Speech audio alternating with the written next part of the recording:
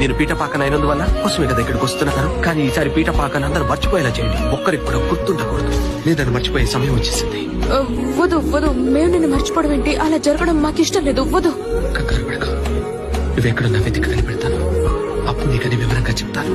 నువ్వు కనిపెట్టకపోయినా నేను నిన్ను కనిపెడతాను. మనం విడిపోవడం అనేది నా పేరు పీట పాక. నేనెవరో నీకు తెలీదు. కానీ కలిసి కాఫీ తాగుదామా ప్లీజ్?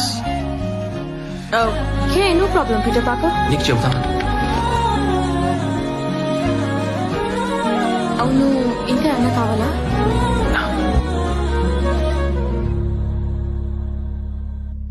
ఏ శాపం తగిలిందో, చెడు చూపై కసిరిందో, ఎడబాటే రాసిందా కవ్వించే కాలం.